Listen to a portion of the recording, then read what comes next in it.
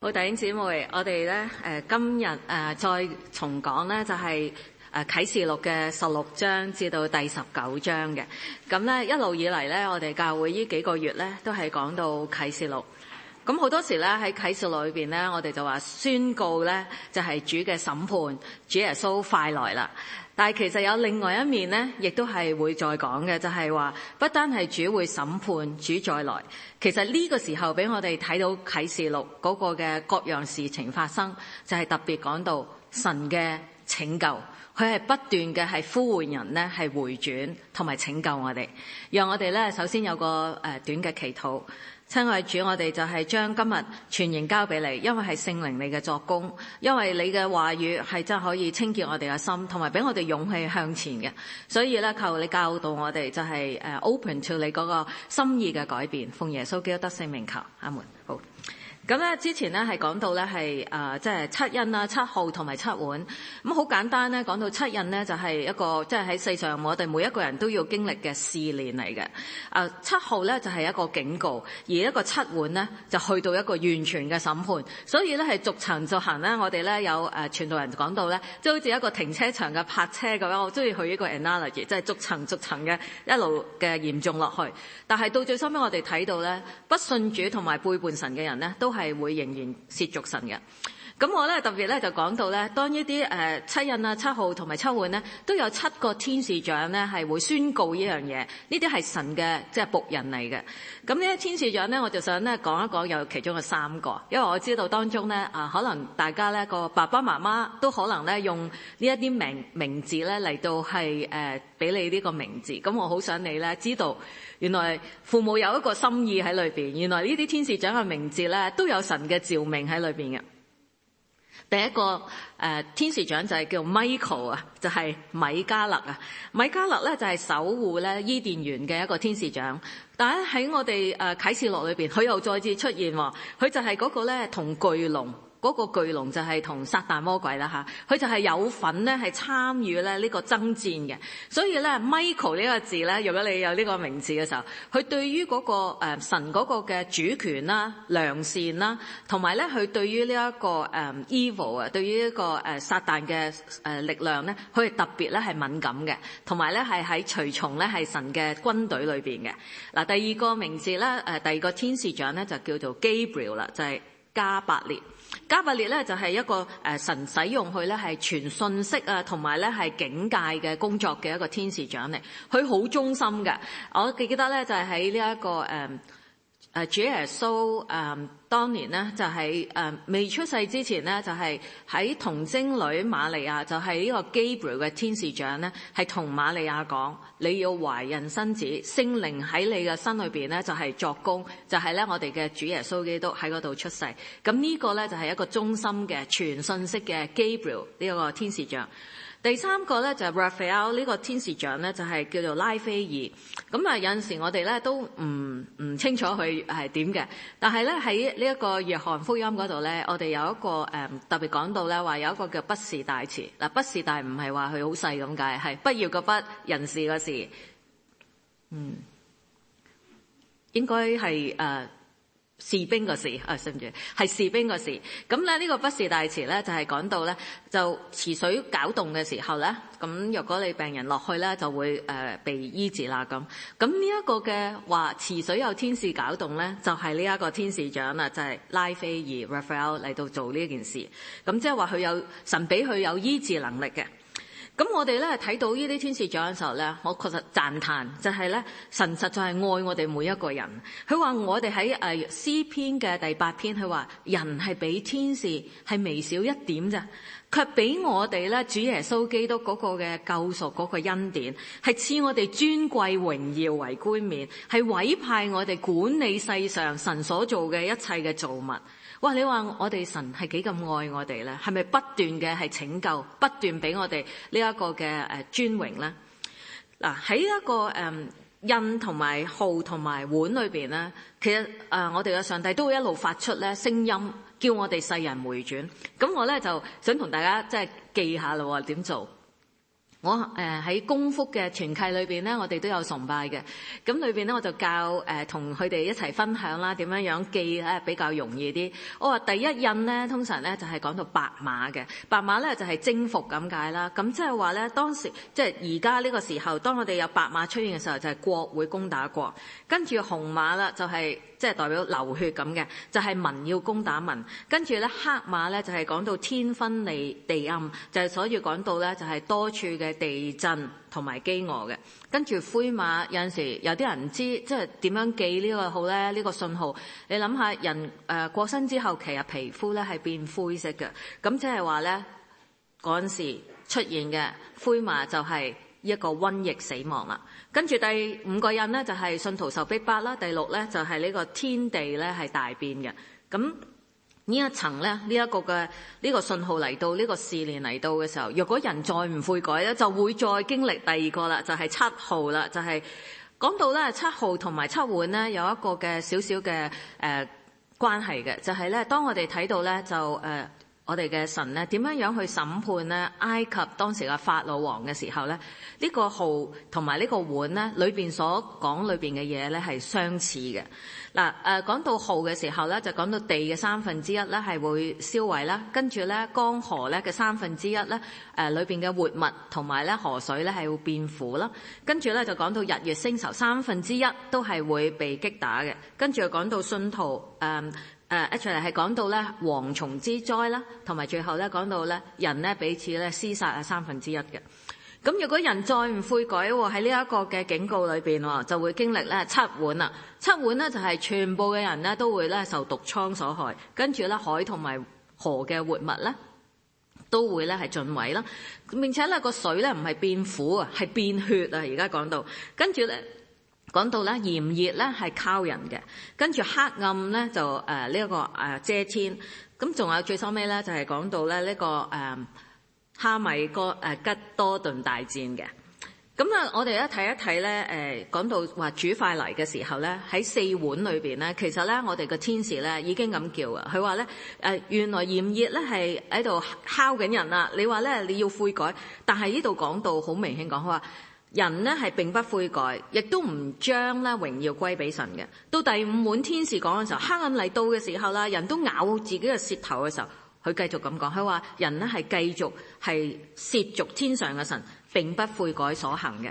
跟住到第7位天使再出現嘅時候咧，個地大點樣變咧？就係落一啲 hell 一啲天上嘅一啲嘅孢子落嚟。咁咧佢話咧呢個 hell 到大到呢個地步咧，就唔係我哋冰天雪地咁簡單喎，係啲大孢子。佢就話咧佢係重咧90公斤，差唔多係190幾磅，係咁抌落嚟喎喺個天嗰度。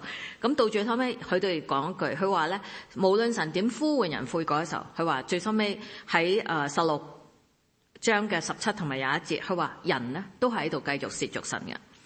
咁原來我喺度 wonder 點解人繼續咁橫梗咧去褻瀆神咧？原來後邊咧喺17同埋18章就係今日我哋講嘅，就係有2個好大嘅力量咧喺度掣肘緊人類嘅。第一個就叫做大淫婦，第2個就係叫做大獸啊。咁我哋咧睇一睇咧個大淫婦嗰個樣先嚇，咁咧就真係幾恐怖下嘅。咁同埋咧騎住一個大獸啊。咁呢個大淫婦咧喺聖經裏邊咧點樣寫咧？就係喺17章第3節。佢話呢個係一個女人嚟嘅。嗱，佢呢個形容啊嚇係一個女人騎喺朱紅色嘅獸上邊。呢個女人係穿喺紫色同埋朱紅色嘅衣服。咁佢喺額上邊咧，其實呢個女人個即係嗰個化身嚟嘅，就係叫做大巴比倫。佢話作世上淫婦一切可憎之物的母。女人呢，亦都喝盡呢聖徒嘅血和那耶穌為耶穌作見證之人的血。咁你可以諗到咧。呢一個女人點解係着朱紅色嘅衫呢？個獸亦都係朱紅色，因為我哋之前睇過大龍咧，即係撒旦魔鬼嚇，佢咧係紅色嘅。咁即係話咧，撒旦魔鬼係將嗰啲能力咧係卸咗嚟俾呢一個大淫婦啦，呢個大巴比倫啦，同埋呢個大獸嘅。咁喺聖經裏邊咧，其實咧有2個城咧係成日講嘅。第一個就係叫做耶路撒冷城。耶路撒冷城裏邊嘅人咧就係屬神嘅人。通常咧就喺度敬拜真神嘅。跟住咧同佢對敵嘅嗰個城咧，又講得多嘅叫做巴比倫城。咁巴比倫城咧裏邊咧就係嗰啲唔敬畏神嘅人，唔係話佢唔聽，唔係話佢唔聽到神，而係佢聽到而係拒絕，並且係橫梗嘅，仲要咧係背叛同褻瀆神。咁咧我哋就睇一睇一幅圖咧，就係嗱，古時咧真係有個大巴比倫城嘅。咁咧人才又多啦，資源又多啦，人脈又多啦，資訊又多。而家唔係淨係講緊個城咁簡單。當我哋去推算嘅時候咧，睇到創世記咧，已經啊嗰個城已經係喺度嘅。嗰陣時咧就叫做巴別塔啦。咁啊巴別塔咧就係點樣樣咧？就係佢嘅人咧係好聰明嘅。佢甚至咧係點樣樣？佢想搭嗰個天梯啦，搭嗰個棚啦，係去到咧呢一個神靈裏邊。佢想攞呢個通靈咧，唔係想敬拜神，亦都唔係自己謙卑，佢係想自己成為神，並且係敵擋神添。咁佢呢度講到咧，就係無論係巴比倫城或者咧之前嘅巴比塔，我哋諗下，咁同我今日21世紀有咩關係咧？即係創世記又有啦，啟示錄又有啦。而家講俾我哋聽咧，就係原來我哋都住喺一個大巴比倫嘅呢一個system 底下。佢話凡係指咧喺世界上邊咧，一切咧係叛逆神嘅心意嘅，扭曲人性嘅，並且係壓迫人嘅勢力咧，呢個都係叫泛指，就係叫大巴比倫。咁我哋就即係我作為姊妹有啲唔甘心嘅，咁我就話呢個大巴比倫點解叫大淫婦？咁梗係揾個女人嚟講咧咁樣樣。咁原來咧我又揾到喎，喺以弗所書咧係5章嘅25節咧，佢係咁樣講嘅。佢話作丈夫嘅要愛你哋嘅妻子。佢話正如基督愛教會，為教會捨己。咁呢度咧，即係話一個嘅 analogy 就係講咧，基督就好似一個丈夫咁，而我哋教會咁啊，教會唔係淨係講呢一個嘅建築物，教會係講裏邊敬拜神嘅人，就係去比喻成為妻子。咁即係話咧，呢個妻子教會裏邊嘅人咧，係要順服並且咧係要專一嘅，係同佢嘅基督同佢嘅丈夫咧係心連心，係專一同埋單純嘅係一齊。但係卻係咧呢個教會，即係話咧裏邊呢個妻子咧，佢係背叛咗佢嘅丈夫，即係基督。佢所行嘅心意就係翻嚟啦，係喺個教會裏邊，但係咧卻係唔行神心意，並且咧係背棄咧神嘅子民。呢一個咧就係我哋喺聖經屢次喺特別喺舊約裏邊啦，喺歷代志下、以賽亞書啊、耶利米書啊，同埋咧何西阿書嗰度都有講到呢一個，去簡稱叫做淫婦啦，就係咁解。咁嗱，我哋咧睇一睇咧呢個大巴比倫咧，佢咧唔係淨係喺呢個宗教嘅層面啦，係影響人心，叫我哋唔專心啦、唔單純啦去愛我哋嘅神。其實佢喺嗰個政治啦、喺民生啦、同埋經濟啦、同埋社會氛圍係咧，佢都喺度咧滲透緊呢一啲嘅思想俾我哋。嗱，我哋咧睇17章15節啦，佢話天使就對我說啦，佢話，你所看見嘅呢個淫婦，即係呢個大巴比倫咧，係其實坐喺眾水，就係多民多人多國多方。嗱，呢一個眾水坐喺眾水嗰度咧，就係講到呢個係一個跨國嘅一個思想，跨國嘅系統，係喺唔同嘅國民、唔同嘅語言同埋唔同嘅文化同社會氛圍嗰度咧，係滲透我哋嘅。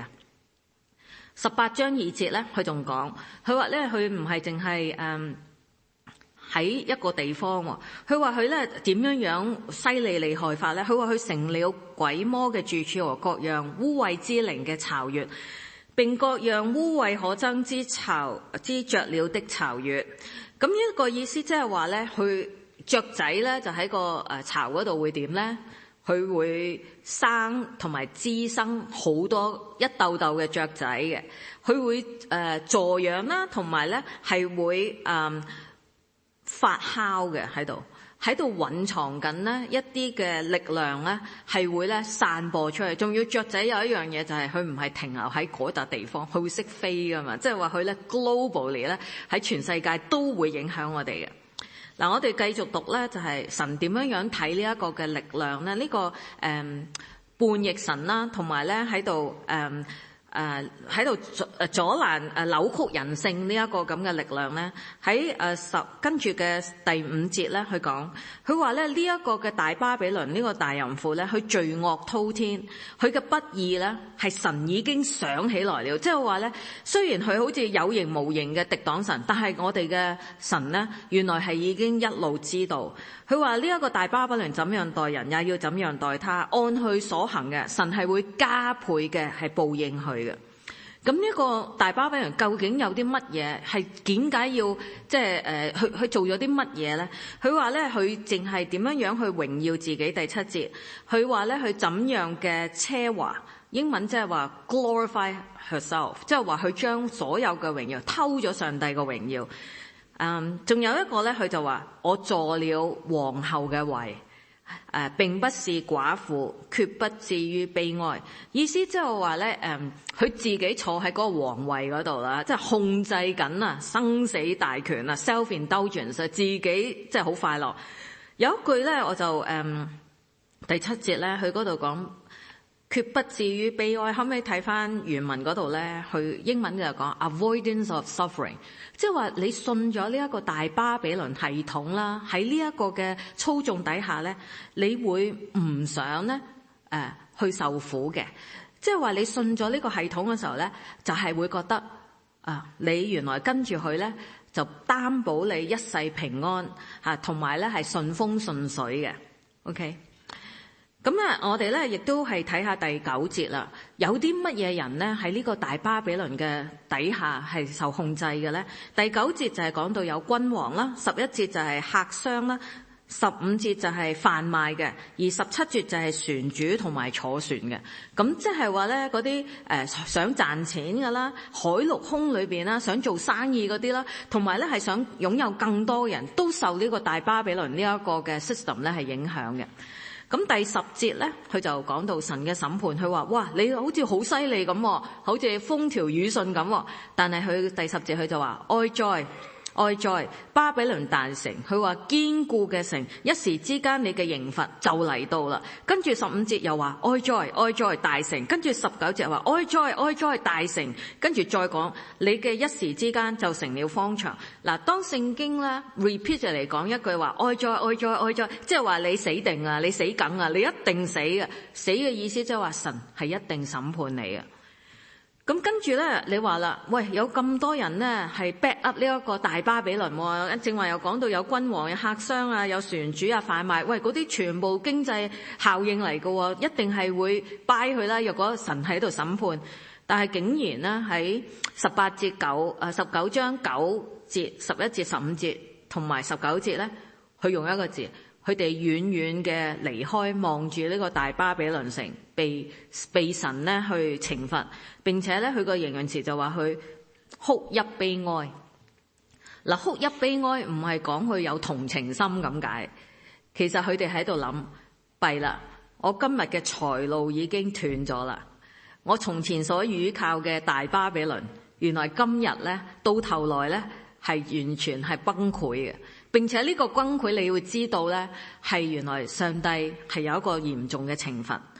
咁呢個跟住講到啦，大巴比倫其實咧後邊咧有個爪牙嘅，就係叫做大獸啊，就係跟住咧聖經咧喺17章18章都有講，佢個爪牙咧係點樣形容咧？佢騎住嗰個獸咧就話佢係7頭10角嘅，然後咧遍體咧都係有呢一個褻瀆嘅名號。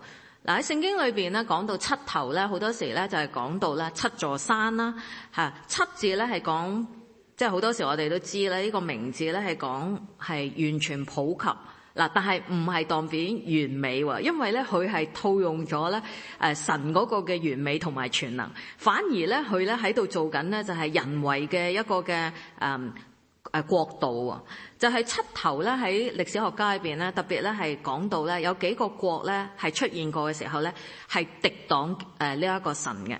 嗱，第一個我哋成日讀出埃及記啦，就係埃及裏邊嘅法老王啦，跟住咧就亞述裏邊嘅呢一個撒縵以色王。咁啊喺722年咧，呢一個亞述王去做咗啲咩事咧？佢就係咧圍攻咧以色列啦，以色列國。咁裏邊咧嗰個嘅重要嘅城市咧就叫做撒瑪利亞嚇，就喺度圍攻3年之後咧，佢就將咧裏邊嘅以色列人咧就由撒瑪利亞城擄到去咧呢個亞述嘅。嗱，你諗下去到嘅時候咧，佢翻唔到自己嘅家鄉啦，而嗰度嘅以色列人開始咧就離開去真係敬拜真神，並且喺嗰度咧就已經咧係同嗰度嘅婦女啦喺度成家立室，就係跟咗嗰度嘅人咧去敬拜偶像嘅。嗱，呢一個咧就係亞述國所做嘅嘢。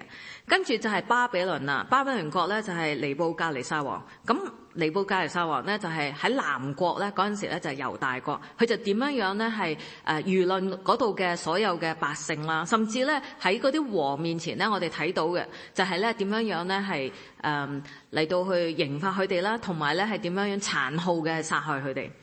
跟住之後咧，我哋又睇到另外一個國咧喺一個七頭裏邊出現嘅，就係波斯啦，嗰個居魯士王啦，同埋後嚟嘅希臘王咧就係亞歷山大啦，同埋羅馬嘅希律王。咁當然啦，繼續以嚟咧都會有其他嘅國係出現，係點樣咧？係嗰啲國咧，凡係咧點樣咧係去呢一個壓迫咧神嘅子民咧。呢一個都係喺呢一個獸裏邊嘅七頭，跟住咧呢個獸咧仲有除咗7個頭，仲有10隻角嘅。咁咧喺歷史學家裏邊咧，亦都係講10個意思咧，就係代表同心合意嘅。咁即係話分鐘咧，佢哋咧嗰啲王咧去壓迫呢一個基督教嘅時候咧，佢哋真係同心合意嘅。佢哋咧係即係有一套嘢喺度嘅，以為咧係即係唔會咧係被人攻擊嘅。嗱，我哋咧睇一睇咧呢一個10國裏邊歷史裏邊有曾經咧係講話喺羅馬政府裏邊啦，咁樣咧就有2個嘅王啦，係點樣咧係壓迫咧基督教嘅。第一個就係尼祿王啦，尼祿王咧就係喺主後嘅64年啊，哇喺7月嘅19日咧發生一件好大嘅事。嗱，你諗下佢自己係父母官嚟噶嘛，佢係羅馬嘅王嚟噶嘛，佢對於佢嘅子民係咪應該痛愛咧？但係竟然咧佢自己咧就係有一個自娛嗰個嘅即係神經質喺裏邊嘅，佢就係一下之間咧6日6夜咧係將羅馬城係呢一個縱火嘅，並且咧係將14區嘅羅馬裏邊嘅區咧係有10區咧係燒毀嘅。咁佢就將呢個縱火罪咧係推俾基督徒喎。咁當然啦，大量嘅搜殺捉拿基督徒啦，捉咗之後咧，佢就將佢哋咧等喺一個競技場裏邊啦，就將啲獸醫咧係披喺佢哋嘅身上做乜嘢啊？跟住佢就放啲獵犬咧嚟到去當場咧係撕裂咬死呢一啲嘅基督徒。跟住之後咧，其他嘅基督徒唔喺競技場係點咧？仲弊，佢就尼祿王咧係會咁嘅喎，佢咧就有一個舉辦咧夜晚舉辦咧園遊會啊，即係自己開心啦，有好多人嚟到請客啦。咁你知後花園咧就需要火把噶嘛，係咪啊？當時佢就將剩餘嘅基督徒咧就圍住咧去一啲禾稈草啊，就係咧夾硬咧喺嗰度咧燒死佢，即係成為火把。咁我諗下殘忍到一個地步，你自己就喺度快樂啊、唱歌啊、喺度食嘢狂歡，但係你竟然周圍嘅聲音就喺度好殘酷嘅喺度，即係燒到人咧喺度叫嘅。喺我哋嘅教父裏邊啦，其中一個叫做 Clement 嘅教父啦，佢就咁樣講，佢話咧我哋嘅門徒彼得啦，同埋咧保羅咧，都喺尼祿王嗰段嘅時間咧係殉道嘅。另外一個羅馬嘅王咧就係多米田王啦。咁咧佢就係主後嘅81年啦。呢一個嘅逼迫基督徒嗰個浪潮再起啦。嗱，佢就唔係好似咧呢一個嘅尼祿王用殘忍嘅手段。不過佢就用洗腦嘅手段，佢就點咧？佢就用晒所有咧嗰個城嘅金同埋銀啦，就起自己一個金像同銀像，就等喺咧每一處嘅京城裏邊。好似我哋而家咧多倫多都會咁啊！嚇，每一個 intersection 啦，我哋咧都會有油站啊，都會有 coffee shop。嗱，你諗下 imagine， 佢就等佢自己一個神像喺嗰度。嗱，佢又唔係捉拿嗰啲人，不過佢用一個命令同埋洗腦嘅方式。佢話總之你每行嗰個 intersection， 你就要去高聲嘅大叫，對住我個像講：我們的主，我們的神。嗱，呢一個君王嘅敬拜咧係幾咁恐怖咧？就係咁樣慢慢咧係同佢哋洗腦。當年咧我哋嘅寫呢個啟示錄嘅約翰門徒約翰咧，就係咁樣被流放到去咧拔摩島嘅。咁直至到多米田王咧係被人刺殺嘅時候咧，咁門徒約翰咧先係被釋放。當年咧佢已經97歲啦。喺呢個小結裏邊想講嘅就係咧，人類歷史裏邊咧，其實咧有好多嘅濫權啦、欺壓啦、剝削啦，同埋邪惡嘅勢力係敵擋我哋嘅真神同埋真理嘅，係一個一個咧接踵而來，係從來冇休止過，直到現在或者將來都會繼續。但係你知道咧，終必有一日咧，神嘅審判咧係會喺神嘅審判裏邊，佢都係歸於沉淪嘅。但係取而代之就係乜嘢咧？一定係神嘅良善同埋慈愛。喺17章嘅16節咧，我哋就睇下啦，神點樣去審判呢一啲嘅七頭十角獸咧，同埋呢個大淫婦大巴比倫咧。佢嗰個17章16節就話呢個十角同獸咧，必恨呢一個淫婦，意思即係話咧，嗱，本來佢哋係同心合意咁樣聯盟噶嘛，係咪啊？就係你會驚訝就係咧，因為佢哋嘅聯盟咧，第日就係鬼打鬼啦，大家咧去到一個爾虞我詐嘅一個局面裏邊，自己內鬥啊，咁然後咧就係瓦解嘅。嗱，呢一個咧就係神咧係點樣咧係俾我哋知道，最後終結係我哋嘅神必定勝利。嗱，我哋21世紀啦，今日我哋聽完呢個信息，好多時我哋都係諗歷史係咁樣，將來又發生乜嘢？反而我今日咧想大家咧去認真嘅去諗一諗，今日我哋喺一個咁嘅世界裏邊，今日我哋係受到好多嘅信息，或者係好多嘅文化或者社會嘅氛圍係衝擊我哋。俾我哋唔會去好單純同埋好專一嘅去敬拜我哋嘅神。咁我咧就係想提點大家咧係3點嘅。我用 A、B、C 嚟到講下。A 就係咧小心我哋咧世界裏邊俾我哋好多個 addiction， 俾我哋好多嘅心癮。B 咧就係 betrayal， 有好多咧撒旦嘅謊話。C 就係 complacency， 就係好多安舒區，我哋要留意。第一個 addiction 就係心癮。嗱，我哋一齊咧係讀一讀咧係哥林多後書 OK 4章4節，好唔好？我哋讀：這等不信之人，被這世界嘅神弄瞎了心眼，不叫基督榮耀福音嘅光照着他們。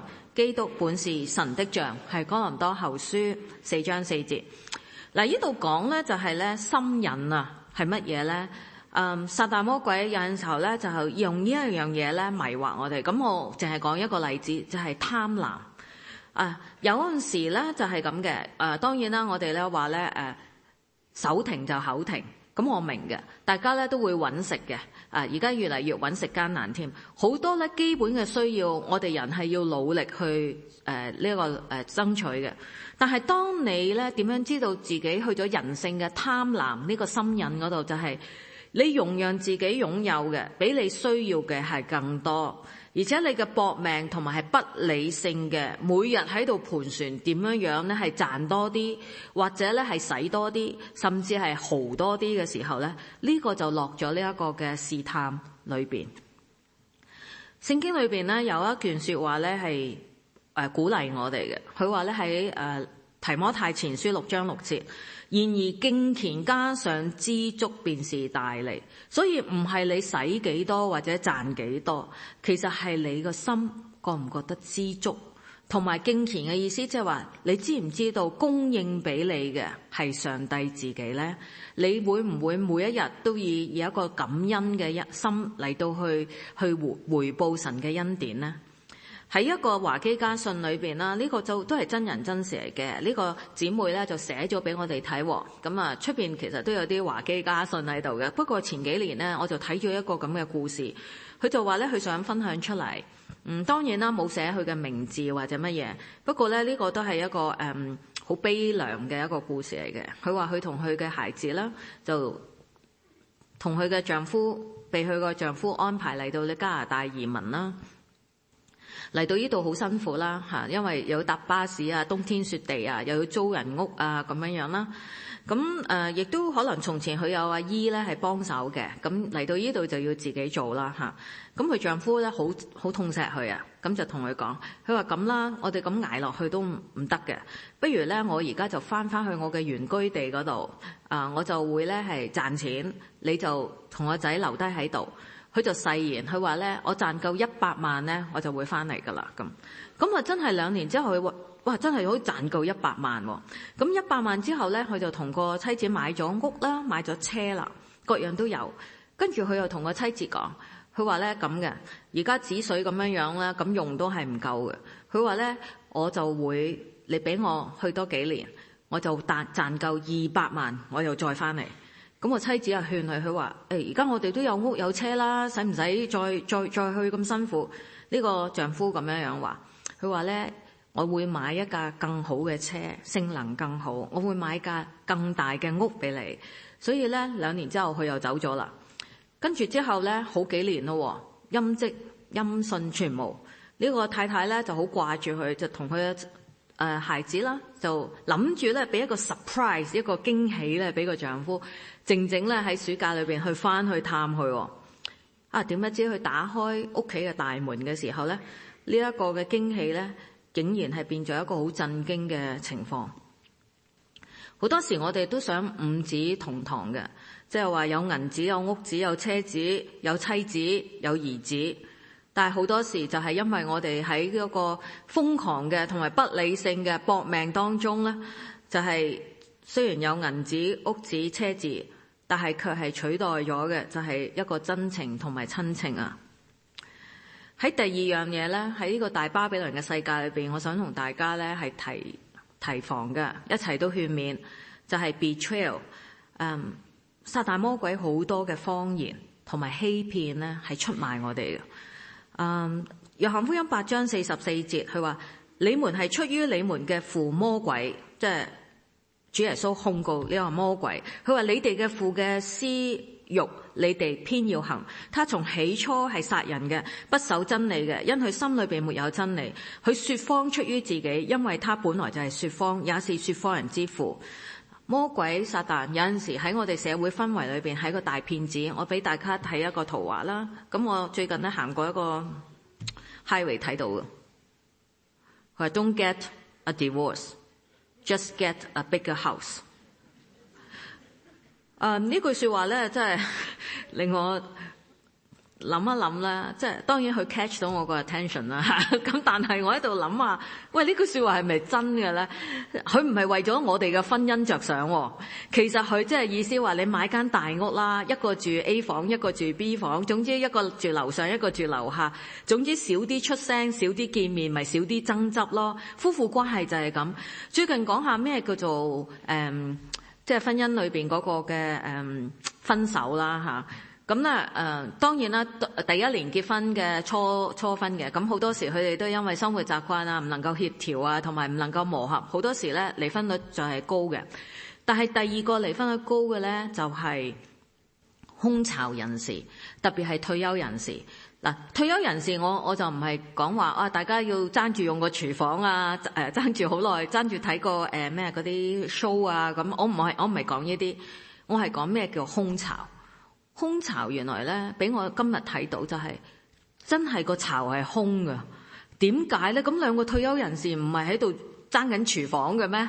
爭緊 show 嚟到睇嘅咩？原來唔係啊！原來一個就要去呢個地方旅行，另外一個又要去另外一個地方享受。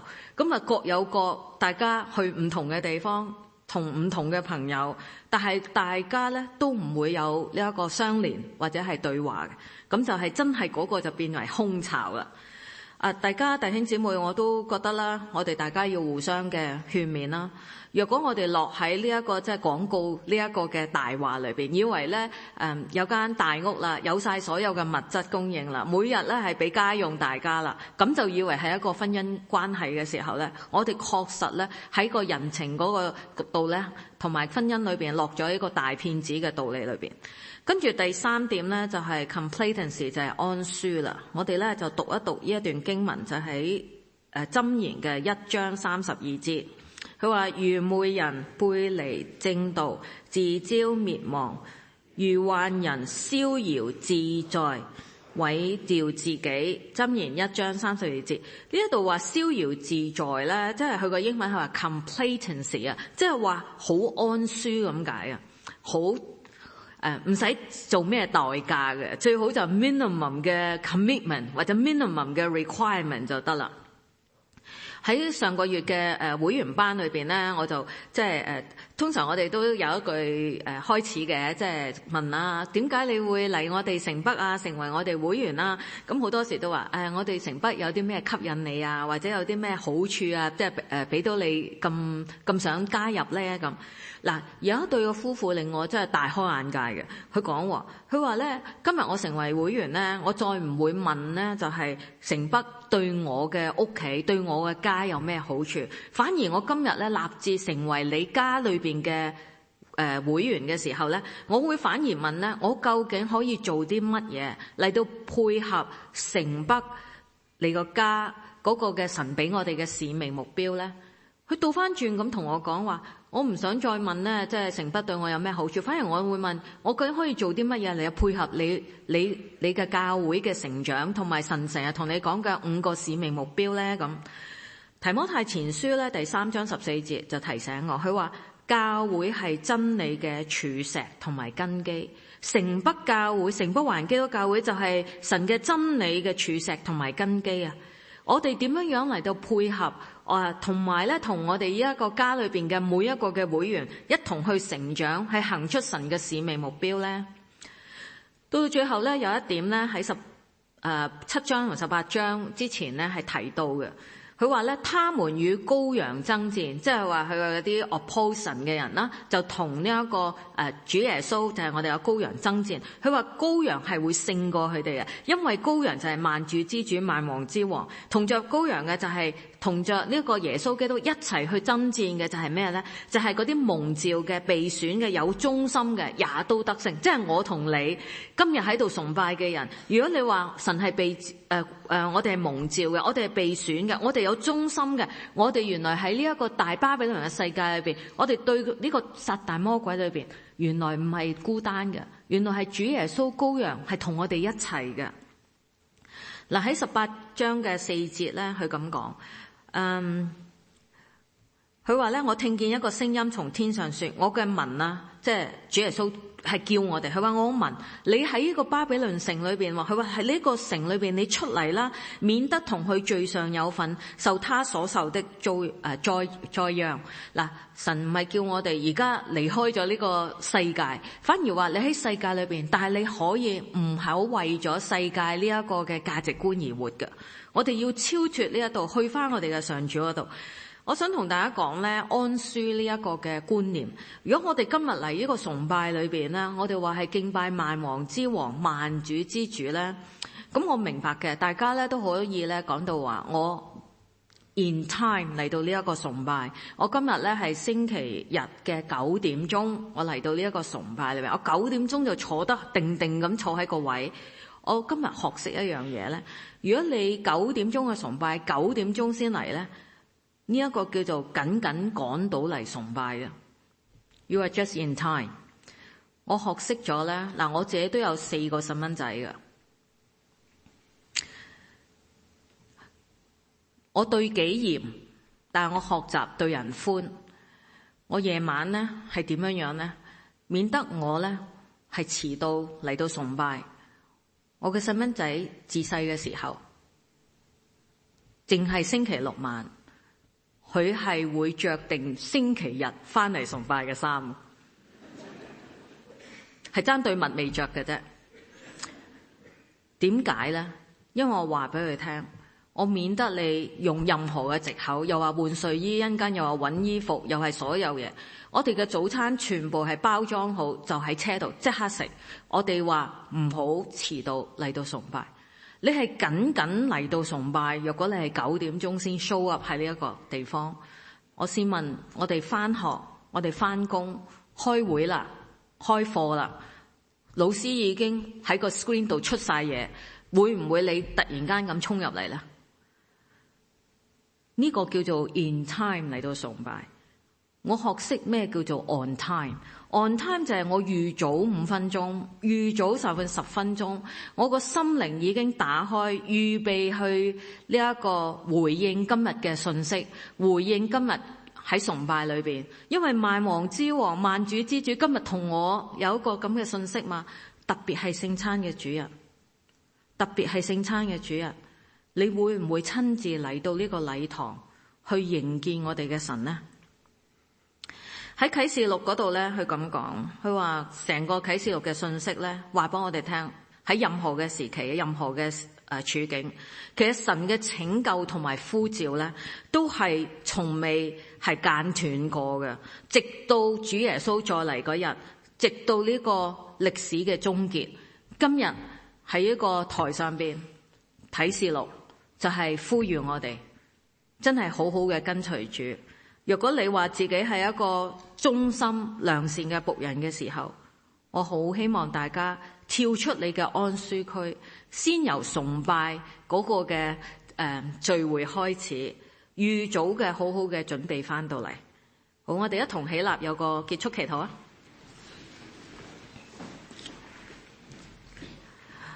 主啊，讓你真係憐憫我哋，賜福俾我哋。用今日嘅經文同埋喺今日裏邊嘅整個崇拜同埋甚至一陣間嘅聖餐係光照我哋。我哋亦都不但係為自己嘅得救嚟到感恩祈禱，其實我哋係求嘅就係呢一個世界還喺度居住嘅人，還係有生命氣息嘅人都能夠得知你嘅道路，甚至係萬國萬民萬方萬個語言嘅人都能夠得到你嘅救恩。奉耶穌基督得聖名求，阿門。